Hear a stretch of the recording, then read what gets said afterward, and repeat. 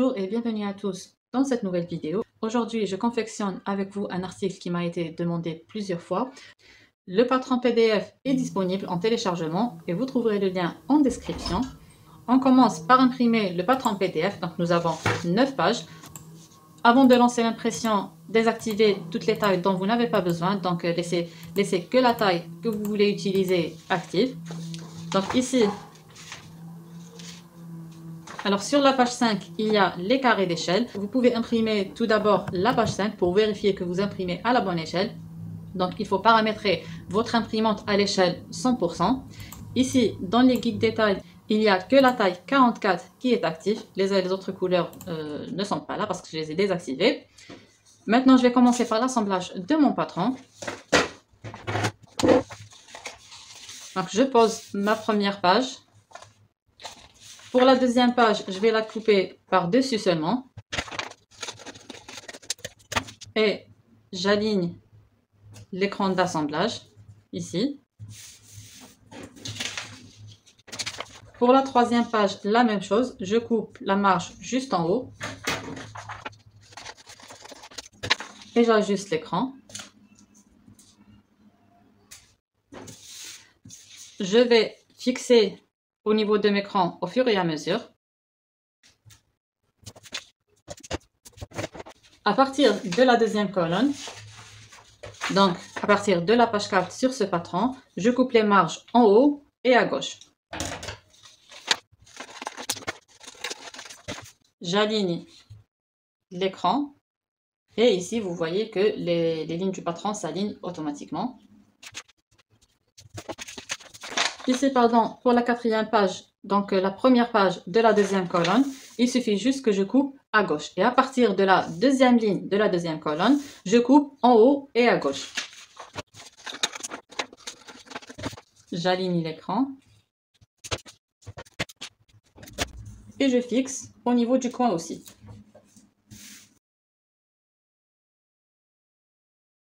Pour la page 6, je coupe à gauche et en haut. Je fixe au niveau d'écran. Et pour la dernière colonne, donc la page 7, 8 et 9, je procède comme pour la page 4, 5 et 6. Pour la page 7, je coupe à gauche seulement. Pour les pages 8 et 9, je coupe à gauche et en haut.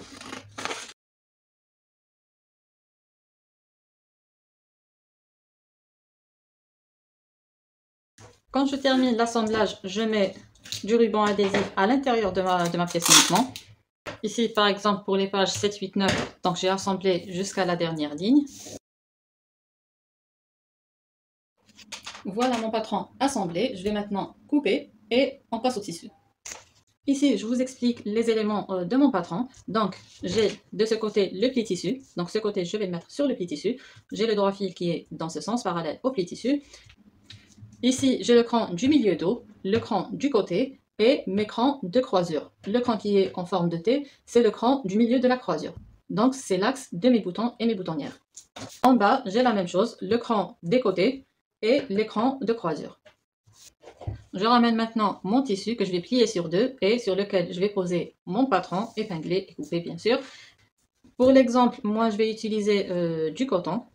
Donc vous pouvez utiliser n'importe quel tissu que vous souhaitez. L'essentiel c'est qu'il soit tombant, pas trop rigide non plus aussi. Donc je l'ai déjà fait avec du coton, avec du crêpe, de la toile de dénime, donc tous ces tissus, de la viscose aussi. L'essentiel c'est de choisir un tissu tombant et pas très rigide. Je ramène donc mon tissu que je vais plier sur deux. Donc voilà. Donc pour cet article, j'ai besoin de 60 cm de tissu. Donc je pose mon patron. Donc j'ai mon pli tissu qui est de ce côté-là. Et j'épingle.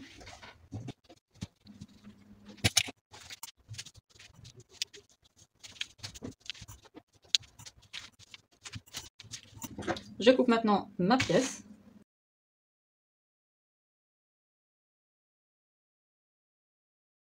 Je viens ensuite repérer tous mes crans. Donc ici, j'ai le repère du milieu dos. Ici, le repère des côtés. Et ici, mes 4 repères de croisure.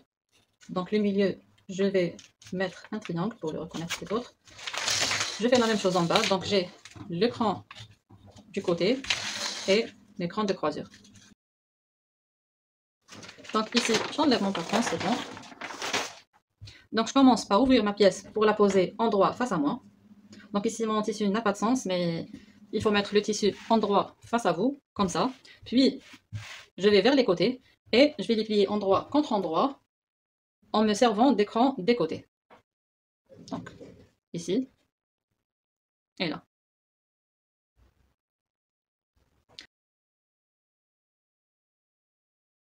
Donc, je viens passer un coup de fer à repasser ici et de l'autre côté aussi. Donc, je plie mon tissu endroit contre endroit en me servant d'écran des côtés. Voilà mon cran. Donc, je viens passer un coup de fer à repasser ici et là. J'ai repassé ici mes lignes de côté, ça va me faciliter la couture, et de l'autre côté aussi. Je vais maintenant piquer à 1 cm de ce pli, donc du haut vers le bas, et la même chose de l'autre côté. Alors ici, j'ai fait ma couture à 1 cm du bord du pli, et j'ai rabattu les marges de couture vers le milieu de ma pièce. Donc ici, j'ai l'extrémité, et ça, c'est la pièce centrale qui était sur le pli tissu. Donc, je rabats les coutures vers le milieu de la pièce, puisqu'on rabat les coutures vers le dos et non pas vers le devant. Donc, la même chose de l'autre côté. Maintenant, je vais vers l'extrémité. Donc, ici, où j'ai mes crans de croisure. Et là, ma pièce est envers face à moi. Donc, vous voyez la marge de couture ici. Donc, j'ai l'envers face à moi. Et je viens plier pour former ma croisure. Donc, je me sers des crans qui sont le plus près du bord, que je vais aligner et former mon pli. Donc, de cette façon. Et je plie une deuxième fois pour que ce pli rejoigne le premier cran. Plutôt le dernier cran. Voilà. Et j'épingle. Je fais la même chose de l'autre côté. Donc, je forme mon premier pli, puis le deuxième en me servant de mes crans. Maintenant, je vais former ma croisure sur le reste de la longueur et mettre 2 ou 3 épingles. Donc, ici, j'ai une croisure de 2 cm. Donc, à la fin, vérifiez si vous avez 2 cm un peu partout, de haut vers le bas. Je fais la même chose de l'autre côté, puis je presse au fer pour bien marquer ma croisure et la fixer préalablement au fer avant de passer à la machine.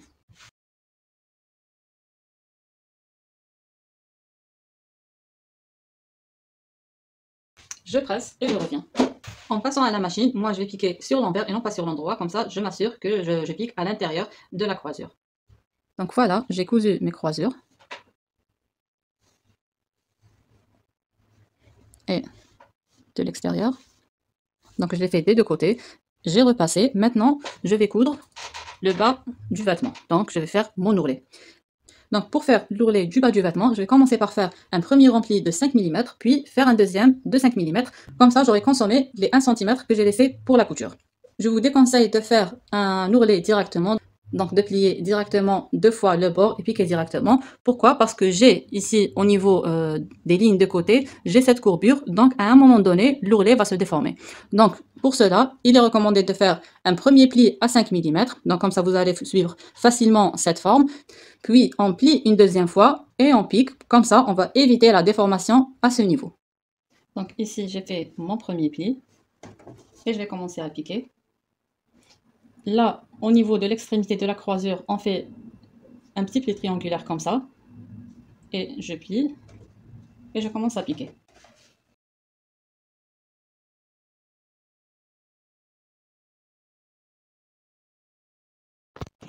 Donc ici, en arrivant au niveau de la courbe, je vais faire un pli comme ça.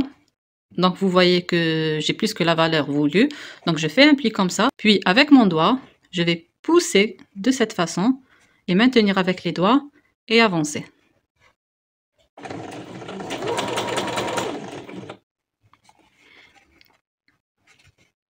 Je refais la même chose. Donc je fais un pli, je pousse un peu.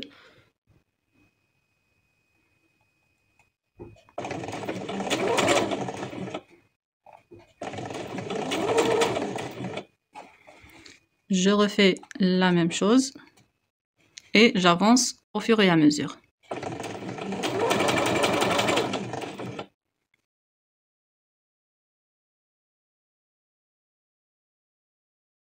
Voilà, Donc j'ai cousu mon ourlet. Donc ici, si vous arrivez à superposer la deuxième couture avec la première, c'est génial, sinon ce n'est pas grave.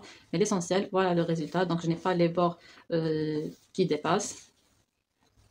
Et mon ourlet est très bien fait. Et surtout au niveau des arrondis. Maintenant, je passe à la ligne supérieure, donc la ligne de taille. Donc je commence par faire un premier pli à 1 cm. Vous pouvez seulement marquer au fer à repasser, sinon vous pouvez le fixer à 0,5 cm du bord. Moi je l'ai fixé à 0,5 cm du bord. Voilà. Donc sur tout le tour de la taille. Ce que je vais faire maintenant, c'est reporter ma ligne d'élastique. Donc j'ai oublié de reporter l'écran de la ceinture, qui sont cette ligne. Donc ici, sur le tissu, j'ai cousu à 1 cm comme ça. Maintenant, je vais faire un deuxième pli sur cette ligne, de cette façon. Et je pique, comme ça, je vais insérer mon élastique donc, à l'intérieur de cette coulisse. Je vous montre ici sur le patron. Donc sur mon tissu, j'ai déjà plié à 1 cm comme ça. Et j'ai piqué à 5 mm. Maintenant, je vais plier une deuxième fois, de sorte à aligner cette pliure avec la ligne que je vais tracer tout de suite. Donc, je vais la plier de cette façon. Et puis, je vais piquer ici à 2-3 mm et j'insère ensuite mon élastique. Si vous souhaitez utiliser un élastique large pour bien maintenir la taille, c'est des préférences. Donc ici, vous commencez par faire ce premier pli à 1 cm. Par la suite, le deuxième pli que vous allez faire sera le long de la ligne qu'on va tracer maintenant. Et de cette façon, la coulisse sera assez large pour y insérer un élastique de 3 cm. Sinon, pour ce qu'on va faire maintenant, donc en faisant ça, donc on va mettre un élastique de 1 cm à 1 cm et demi maximum. Donc je vais tracer maintenant une ligne à 4 cm du bord supérieur et je vais le faire sur l'endroit du tissu. Donc voilà, et ici j'utilise de la craie et non pas la craie tailleur, car la craie tailleur ne disparaît pas au lavage. Maintenant, je vais prendre mon tissu, je vais le plier envers contre envers le long de cette ligne que je viens de tracer et je marque cette ligne au fer à repasser. Donc voilà, j'ai fait mon premier pli à 4 cm du bord ici. Donc là, vous pouvez piquer ici directement le plus près du bord et insérer un élastique de 3 cm. Si vous souhaitez mettre un élastique fin, donc vous venez ouvrir ce pli et ramener le bord vers le pli ici qu'on vient de marquer. Vous épinglez, puis vous marquez ce deuxième pli, puis vous piquez le plus près du bord.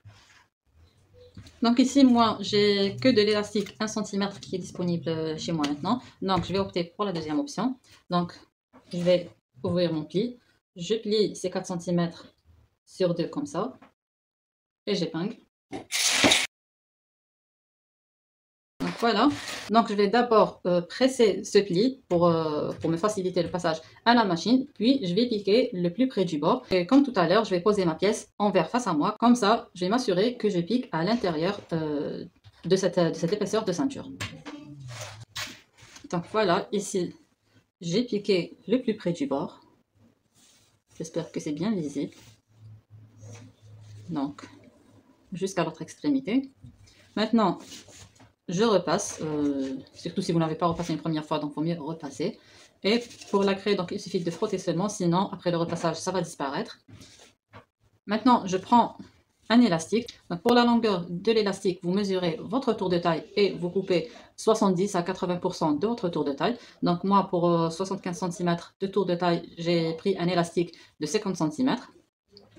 Maintenant, pour insérer mon élastique, donc je vais me servir de ce gadget couture.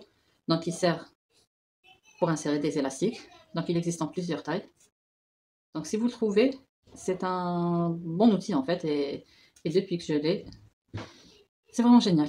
Là, donc ici ma coulisse, elle est ouverte des deux côtés. Donc de ce côté et de l'autre aussi. Voilà. Donc je vais insérer mon élastique. Faites attention à ne pas trop tirer votre élastique et le perdre. Voilà.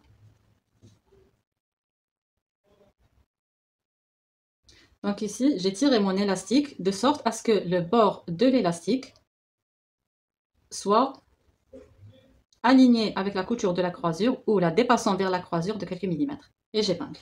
Donc j'épingle l'élastique pour ne pas perdre l'autre bout et je continue d'insérer mon élastique. Donc en arrivant au niveau des coutures des côtés, donc si l'outil que vous utilisez pour insérer l'élastique ne passe pas, changez de sens. Donc par exemple moi mon élastique était comme ça, donc je le tourne de cette façon pour qu'il passe plus facilement, puis je le remets dans sa position initiale.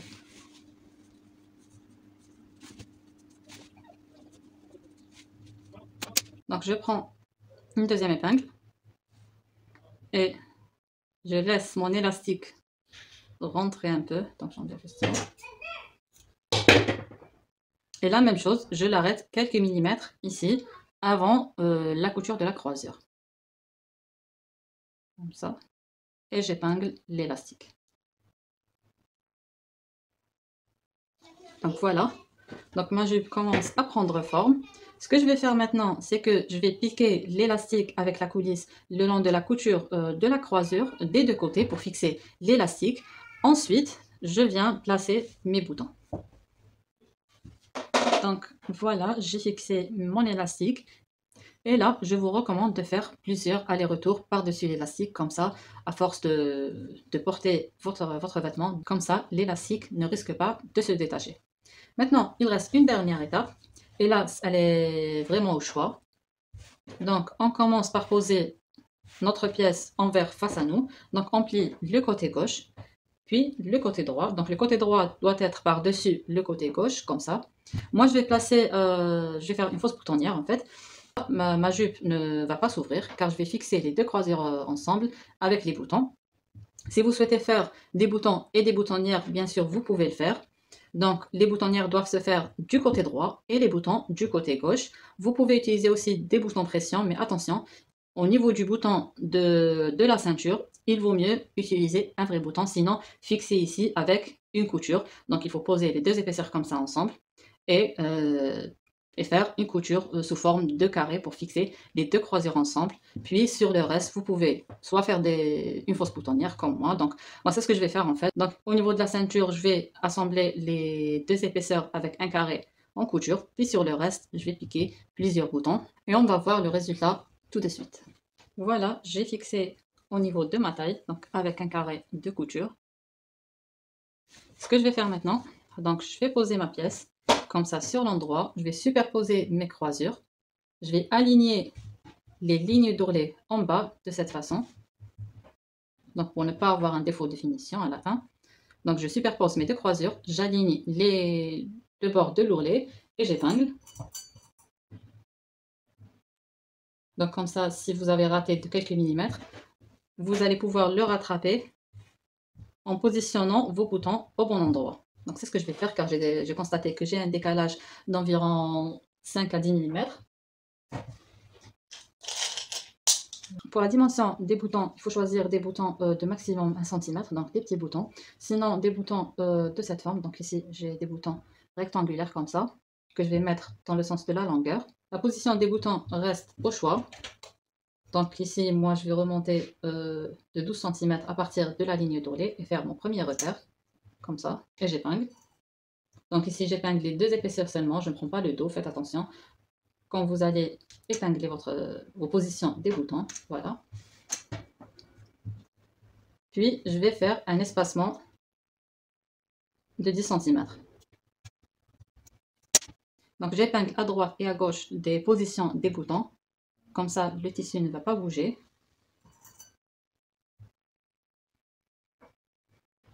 Pour que par la suite, quand je pose mon bouton comme ça, je vais le placer facilement. Voilà, je vais maintenant placer mes boutons et on va voir le résultat final. Voilà, j'ai terminé par coudre mes boutons. Donc ici, les bords sont alignés. J'ai un léger petit excès à ce niveau, mais ce n'est vraiment pas grave et ça ne se verra pas de toute façon.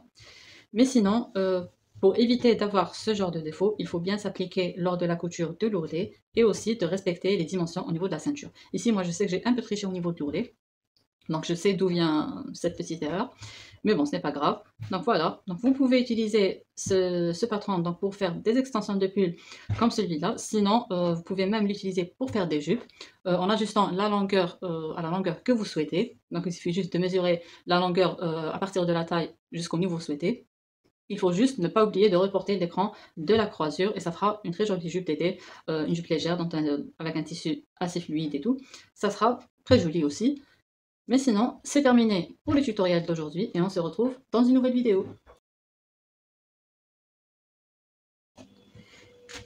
Si vous souhaitez utiliser ce patron pour faire une jupe longue ou bien mi-longue, il suffit juste de prolonger le patron à partir de la ligne d'ourlet, donc directement à partir de cette ligne, donc et à la fin ne pas ajouter des marges de couture, sauf si vous souhaitez avoir un ourlet plus large de 2 cm par exemple, il faut prévoir 2 cm de plus pour l'ourlet. Sinon, ici, ma jupe, elle fait 50 cm, donc si vous souhaitez par exemple faire une jupe de 80 cm, il suffit de prolonger le patron de 30 cm. Et aussi, vous pouvez fermer cette courbe, donc fermer ce creux, pour avoir une forme droite en bas, sans avoir ces creux sur les côtés. Un autre point, si vous souhaitez faire une version longue jusqu'aux chevilles, la position du premier bouton à partir de l'ourlet doit être à environ 15 à 20 cm minimum pour être à l'aise lors de la marche.